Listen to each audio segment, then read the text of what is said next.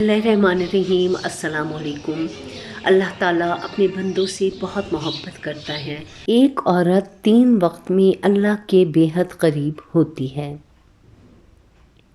एक मर्तबा हज़रत मोहम्मद सल्लल्लाहु अलैहि वसल्लम ने अल्लाह ताला से पूछा कि एक औरत किस वक्त आपके सबसे ज़्यादा करीब होती है, तो अल्लाह ताला ने फरमाया कि औरत उस वक्त अल्लाह के बहुत ज़्यादा करीब होती है। हज़रत अबू हुरैरा रज़ी अल्लाह ताला अन्हा से रिवायत है कि रसूलुल्लाह सल्लल्लाहु अलैहि वसल्लम ने फरमाया, बंदा अपने रब से सबसे ज़्यादा करीब सजदे की हालत में होता है। और इसकी वजह ये है कि इंसान जब सजदा करता है तो अपने जिस्म के सबसे अफजल हिस्से को इस जगह पर रखता है जिसे लोग अपने कदमों से रोंदते रहते हैं, और इसी तरह अपने जिस्म के सबसे बुलंद हिस्से को जिस्म के सबसे निचले हिस्से के मुकाबिल में रखता है। यानी इसका चेहरा जिस्म का सबसे बुलंद हिस्सा है और इसके दोनों कदम जिस्म के सबसे निचले हिस्से हैं। तो वो अल्लाह रब्बुल आलमीन के सामने खुशू और खुजू और आजिज़ी और इनकिसारी का इजहार करते हुए अपने चेहरे और अपने कदमों को एक बराबरी में रखता है। इसीलिए वो हालत सजदा में अपने रब से सबसे ज़्यादा करीब होता है। और नबी सल्लल्लाहु अलैहि वसल्लम ने सजदे की हालत में कसरत दुआ का हुक्म इसलिए दिया है कि इस हालत में बंदे की ज़ाहिरी हियत और इसकी दुआ दोनों अल्लाह रब्बुल आलमीन के लिए आजिज़ी और इनकिसारी का मज़हर हुआ करते हैं। इसीलिए बंदा सजदे में सुभान रब्बियल आला कहता है, जिसमें इस बात की तरफ इशारा है कि अल्लाह अज़्ज़ व जल अपनी ज़ात व सिफ़ात में बुलंद व बढ़तर है, जबकि इंसान अल्लाह ताला की अज़मत और जलाल के मुकाबिल में इंतहाई नीचा और कमतर है। अल्लाह रब्बुल इज़्ज़त की सिफ़ात आलिया में एक बहुत नुमाया सिफ़त अल्लाह की शान रहमत है। अस्माए हुस्ना में अर्रहमान और अर्रहीम दोनों इसी सिफ़त के तर्जुमान हैं, और इनमें अल्लाह की रहमत की कसरत, अमूम, तसलसल और दवाम सब की तरफ इशारा मौजूद है। कुरान मजीद में सैकड़ों मकामात पर अल्लाह ने अपनी सिफ़त रहमत का ज़िक्र किया और हवाला दिया है तमाम कुरानी सूरतों के आगाज़ में जो आयत तिलावत की जाती है और तमाम अहम कामों का आगाज़ जिन मुबारक कलमात से किए जाने का हुक्म है वो बिस्मिल्लाहिर्रहमानिर्रहीम है, जिसमें अल्लाह के रहमान सब पर मेहरबान और रहीम बहुत मेहरबान होने की सराहत है। कुरान में मुस्तकिल एक सूरत सूरह रहमान के नाम से मासूम है, जिसे कुरान की जीनत करार दिया गया है।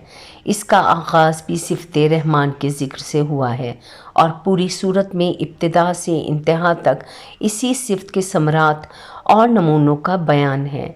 इसके अलावा बहुत से मकामात पर गुनाहगारों, गुनाहों और जहन्नुम की सज़ाओं के ज़िक्र के बाद अल्लाह ने अपने गफ़ूर और रहीम होने की सराहत फरमाई है, और कई मकामात पर अल्लाह ताला ने अपनी तरफ रहमत की निस्बत की है और कई जगह अपनी रहमत की वुसअत को बयान फरमाया है। इस हवाले से इरशाद है, तुम्हारे रब ने अपने ऊपर रहमत का मामला लाजिम कर लिया है। सूरतुल अनाम की आयत नंबर 54 में अल्लाह की इस शान रहमत का मज़हर है कि इसने अपने अहकाम से बगावत करने वालों और गुनाहों में मुब्तला अफराद को तौबा व इस्तग़फ़ार और अपनी तरफ रुजू का हुक्म देते हुए इन्हें नाउमीदी से निकाला है और अपनी रहमत की उम्मीदों की डोर इन्हें थमाती है। चुनाचा फरमाया, ऐ मेरे वो बंदो जिन्होंने अपनी जानों पर ज़्यादती कर रखी है, अल्लाह की रहमत से मायूस ना हो। यकीन जानो अल्लाह सारे गुनाहों को माफ़ कर देता है। यकीनन वो बख्शने वाला बड़ा मेहरबान है। बस तुम अपने रब से लगा लो। सूरत ज़म्र आयत नंबर 53-54। तुम अल्लाह की रहमत से नाउम्मीद मत हो जाओ। सूरह यूसुफ 87। वाक़या ये है कि अल्लाह की रहमत बहाने ढूंढती है और बसा औक़ात बंदों की बहुत मामूली नेकियां बल्कि दिल से एहसास निदामत, आँखों के चंद कतरे और माफ़ी के बोल अल्लाह की रहमत को जोश देने में कामयाब हो जाते हैं, और इन्हीं पर अल्लाह की तरफ से तमाम गुनाहों की मग़फ़िरत से और जन्नत व रहमत का फ़ैसला हो जाता है। احادیث میں جگہ جگہ ذکر آیا ہے کہ ایک بدکار عورت کو صرف پیاسی کتے کو پانی پلانے کے عمل پر اللہ کی طرف سے مغفرت عطا فرما دی گئی۔ اسی لیے آپ صلی اللہ علیہ وآلہ وسلم نے ہدایت فرما دی ہے، تم کبھی کسی نیک کام کو ہرگز بھی معمولی اور حقیر نہ سمجھو۔ کسی نیکی کو معمولی سمجھنا اور اسے چھوڑ دینا بے حد خطرناک بات ہے۔ بہت ممکن ہے کہ اسی نیکی کی وجہ سے اللہ کی رحمت متوجہ ہو جائے اور بیڑا پار ہو جائے۔ نیکیوں کو معمولی قرار دے کر اسے چھوڑنے کا خیال شیطان ڈالتا ہے۔ اس کی مکارانہ تدبیر ہے، اس دام میں پھنسنا بڑی نادانی ہے۔ ایک بزرگ جو بڑے محدث بھی تھے، جنہوں نے ساری عمر حدیث کی خدمت میں گزاری، جب ان کا انتقال ہو گیا تو کسی نے خواب میں ان کی زیارت کی اور ان سے پوچھا کہ حضرت اللہ تعالیٰ نے کیسا معاملہ فرمایا؟ جواب میں انہوں نے فرمایا کہ بڑا عجیب معاملہ ہوا، وہ یہ کہ ہم نے تو ساری عمر علم، دین اور حدیث کی خدمت میں گزار دی اور درس و تدریس اور تصنیف اور وعظ و خطابت میں گزاری، تو ہمارا خیال یہ تھا کہ ان اعمال پر اجر ملے گا، لیکن اللہ تعالیٰ کے سامنے پیشی ہوئی تو اللہ تعالیٰ نے کچھ اور ہی معاملہ فرمایا۔ اللہ تعالیٰ نے مجھ سے فرمایا کہ ہمیں تمہارا ایک عمل بہت پسند آیا، وہ یہ کہ ایک دن تم حدیث شریف لکھ رہے تھے، جب تم نے اپنا قلم دوات میں ڈبو کر نکالا تو اس وقت ایک پیاسی مکھی آ کر اس قلم کی نوک پر بیٹھ گئی اور سیاہی چوسنے لگی۔ تمہیں اس مکھی پر ترس آ گیا، تم نے سوچا کہ یہ مکھی اللہ کی مخلوق ہے اور پیاسی ہے، یہ سیاہی پی لے تو پھر میں قلم سے کام کروں۔ نے قلم روک دیا اور اس وقت تک قلم سے کچھ نہیں لکھا جب تک کہ وہ مکھی اس قلم پر بیٹھ کر سیاہی چوستی رہی۔ یہ عمل تم نے خالص میری رضامندی کی خاطر کیا، اس لیے اس عمل کی بدولت ہم نے تمہاری مغفرت فرما دی اور جنت الفردوس عطا کر دی۔ روایت میں آتا ہے کہ قیامت کے دن اللہ رب العزت دو بندوں کو بلائے گا اور ان سے فرمائے گا کہ تم نے دنیا میں بے شمار گناہ کیے ہیں، اب تمہارا ٹھکانہ جہنم ہے، جاؤ جہنم میں جاؤ۔ اس حکم کو سن کر ان میں سے ایک بہت تیزی سے جہنم کی طرف چل پڑے گا، دوسرا دھیرے دھیرے چلے گا اور بار بار مڑ کر اللہ کو دیکھے گا۔ اللہ تعالیٰ ان دونوں کو واپس بلائے گا اور پہلے شخص سے سوال کرے گا، میں نے تمہیں جہنم میں جانے کے لیے کہا، تم تیزی سے چل پڑے، اس کی کیا وجہ تھی؟ وہ بولے گا، اے میرے رب، میں نے دنیا میں آپ کا ہر حکم توڑا، اب آپ نے یہ آخری حکم دیا تو میں نے سوچا کہ اب حکم نہیں توڑوں گا، اس لیے میں تیزی سے چل پڑا۔ اللہ دوسرے سے فرمائے گا، تم بار بار پیچھے مڑ کر کیوں دیکھ رہے تھے؟ وہ عرض کرے گا، آپ کی رحمت کی امید میں۔ بس یہ سن کر اللہ تعالیٰ دونوں سے راضی ہو جائے گا اور دونوں کے حق میں جنت کا فیصلہ فرما دے گا۔ کہنے کا مقصد یہ ہوا کہ اللہ کے قریب ہونا بہت آسان ہے کہ نیک اعمال کر کے اللہ کا قرب حاصل کر لیا جائے۔ تو ناظرین، اب بات کرتے ہیں کہ ایک مسلمان عورت 3 اوقات میں اللہ کے بے حد قریب ہوتی ہے۔ اس ویڈیو میں ہم آپ کو بتائیں گے وہ کون سی 3 اوقات ہیں جب ایک مسلمان عورت اللہ کے بے حد قریب ہوتی ہے۔ لیکن آئیے سب سے پہلے یہ جان لیتے ہیں کسی نیک بخت عورت پر تہمت لگانا کیسا ہے، یعنی کسی عورت کے بارے میں ایسی جھوٹی بات کہنا کہ جو اس عورت میں پائی جاتی ہو، تو پھر اس کی سزا کیا ہے۔ ایک مرتبہ ایک شخص حضرت علی رضی اللہ تعالیٰ عنہ سے پوچھنے لگا کہ یا علی بتائیے کہ وہ کون سا مرد ہے کہ جس کی تمام عمر کی عبادت اس کے منہ پر ماری جائے گی، وہ بغیر حساب و کتاب کے دوزخ میں جائے گا۔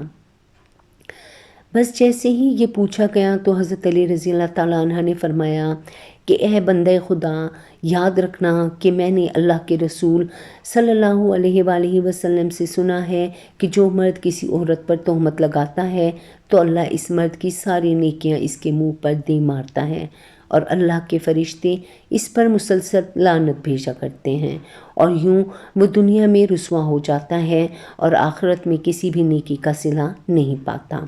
وہ شخص پوچھنے لگا کہ یا علی، کسی عورت پر تہمت لگانا اتنا بڑا گناہ کیسے ہے؟ تو حضرت علی رضی اللہ تعالیٰ عنہ نے ارشاد فرمایا کہ اے شخص، کسی پر تہمت لگانا یعنی کسی کی عزت کو قتل کرنا ہے۔ یاد رکھنا کہ اللہ کے نزدیک جیسے کسی انسان کو قتل کرنا ایک بدترین گناہ ہے، ویسے ہی کسی پر تہمت لگانا اس کی عزت اور شخصیت کو قتل کر دینے کے برابر ہے۔ اے شخص، کبھی بھی کسی پر تہمت نہ لگانا، خاص طور سے کسی عورت کے بارے میں کبھی جھوٹی بات نہ کہنا۔ آپ جانتے ہیں کہ وہ کون سے 3 وقت ہوتے ہیں جب ایک مسلمان عورت اللہ کے سب سے زیادہ قریب ہوتی ہے؟ حضرت علی رضی اللہ تعالیٰ عنہ سے پوچھا گیا کہ اللہ کے سب سے نزدیک کون ہے؟ بس جیسے ہی یہ پوچھا گیا تو حضرت علی رضی اللہ تعالیٰ عنہ نے فرمایا، اے بندے خدا، اللہ کے سب سے زیادہ قریب وہ عورت ہے جو اللہ کے لیے نامحرم سے پردہ کرتی ہے۔ اے شخص، یاد رکھنا کہ اللہ سبحانہ و تعالیٰ نے عورت کو رحمت کا مجسمہ بنایا ہے تاکہ وہ ہر گھر کو اللہ کی رحمت سے بھر دے۔ میں نے اللہ کے رسول سے سنا ہے کہ اللہ نے ہر عورت کے لیے ایک فرشتہ مقرر کیا تاکہ وہ عورت کے دل کی آواز کو سنے اور فوراً اس کی دعا کو اللہ کے دربار میں پہنچا دے۔ لیکن افسوس تو یہ ہے کہ جب ایک عورت بے پردگی اختیار کر کے زندگی گزارتی ہے تو وہ فرشتے اور اللہ کی رحمت عورت سے دور ہو جاتی ہے اور یوں عورت دکھ اور تکلیف کا شکار ہو جاتی ہے۔ اے بندے خدا، یاد رکھنا، کبھی بھی کسی باپردہ عورت کا دل نہ دکھانا، کیونکہ نیک عورت کی بد دعا آسمانوں کی چیرتی ہوئی اللہ کی رضا بن کر کائنات میں نافذ ہو جاتی ہے۔ حضرت علی رضی اللہ تعالیٰ عنہ کے فرمان سے ثابت ہے کہ عورت جب باپردہ حالت میں ہوتی ہے تو وہ اللہ کے بے حد قریب ہوتی ہے۔ ایک عورت کا اللہ کے قریب ہونے کا دوسرا وقت وہ ہوتا ہے جب وہ پردے کی حالت میں رہتے ہوئے اپنے گھر کے اندر نماز ادا کرتی ہے۔ ایک مرتبہ ام حمید رضی اللہ تعالیٰ عنہا رسول اللہ صلی اللہ علیہ وآلہ وسلم کے پاس آئیں۔ کہتی ہیں، یا رسول اللہ صلی اللہ علیہ وآلہ وسلم، میرا جی چاہتا ہے کہ میں آپ کے ساتھ نماز پڑھوں۔ سوچیں، اس سے بڑی کوئی اور تمنا یا اس سے بڑی کوئی اور خواہش ہو سکتی ہے؟ رسول اللہ صلی اللہ علیہ وآلہ وسلم کی امامت میں نماز پڑھنے کا موقع مل جائے، اس سے بڑا بھی کوئی خوش نصیب ہو سکتا ہے؟ رسول اللہ صلی اللہ علیہ وآلہ وسلم نے فرمایا، میں جانتا ہوں کہ تم میرے ساتھ نماز پڑھنے کو پسند کرتی ہو، لیکن رسول اللہ صلی اللہ علیہ وآلہ وسلم نے فرمایا، جو تم اپنے دار میں یعنی اپنے گھر میں نماز پڑھو گی وہ کسی مسجد میں جا کر پڑھی جانے والی نماز سے بہتر ہے۔ رسول اللہ صلی اللہ علیہ وآلہ وسلم نے فرمایا، چھپ کے جو عورت نماز پڑھے گی وہ سب سے بہتر ہوگی۔ ام حمید نے جب یہ بات سنی تو وہ واپس چلی گئیں۔ انہوں نے اپنے گھر کے کونے میں نماز کی جگہ مختص کی جہاں اندھیرا تھا، جہاں کسی کی نظر بھی نہیں پہنچتی تھی۔ رسول اللہ صلی اللہ علیہ وآلہ وسلم کی صحابیاں پھر وہاں ہی نماز پڑھا کرتیں، یہاں تک کہ وہ اپنے رب کے پاس چلی گئیں۔ ثابت ہوا کہ جب ایک عورت اپنے گھر کے کمرے کے اندر حضور سجدہ ریز ہوتی ہے تو اس وقت وہ سب سے زیادہ اللہ کے قریب ہوتی ہے، پھر وہ جو بھی مانگے اللہ عطا فرماتا ہے۔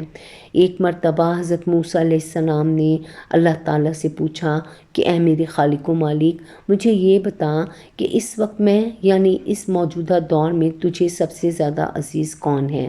اللہ تبارک و تعالیٰ نے جواب دیا کہ اے موسیٰ، اگر دیکھنا چاہتے ہو کہ مجھے عزیز کون ہے تو جاؤ کنعان کے ایک گاؤں میں، وہاں ایک عورت رہتی ہے، اس کا نام دیال ہے، وہ اس وقت مجھے سب سے زیادہ عزیز ہے۔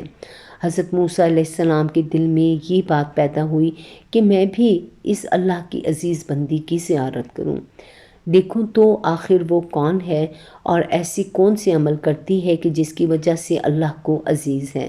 حضرت موسیٰ علیہ السلام چلتے رہے، بڑھتے رہے، اس گاؤں پہنچے تو کیا دیکھتے ہیں کہ ایک ٹوٹا ہوا گھر ہے اور اس ٹوٹے ہوئے گھر میں ایک عورت رہتی ہے جس کے نہ ہاتھ ہیں، نہ پاؤں ہیں اور نہ ہی آنکھیں ہیں، نہ ہی کان، صرف ایک زبان ہے جو اللہ سبحانہ و تعالیٰ کا شکر ادا کر رہی ہے۔ حضرت موسیٰ علیہ السلام نے دیکھا اور دل ہی دل میں کہا کہ اے میرے پاک پروردگار، تو نے اس عورت کو کسی نعمت سے نہیں نوازا، پھر بھی یہ تیرا شکر ادا کر رہی ہے۔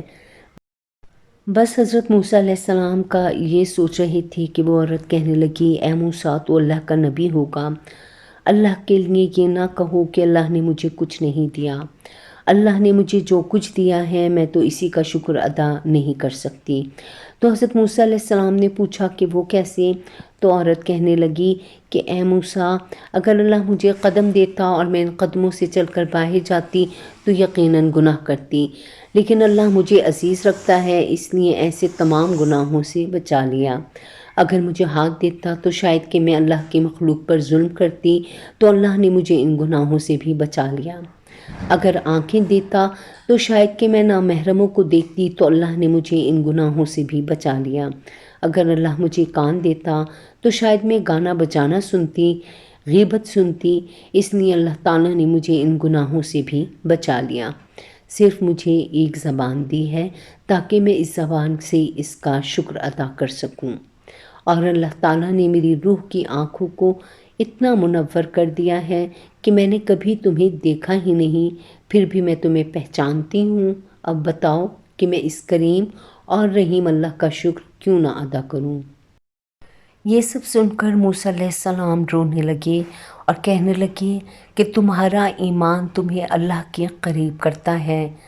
تو ثابت ہوا اگر اللہ کسی عورت پر کوئی آزمائش ڈالتا ہے تو اسے چاہیے کہ اس آزمائش پر راضی ہو جائے اور ہمیشہ اللہ کا شکر بجا لائے، کیونکہ ایسی عورت جو آزمائشوں کے باوجود اللہ کی شکر گزار ہوگی، پھر یہی وہ وقت ہے جب وہ اللہ کے بے حد قریب ہو جاتی ہیں۔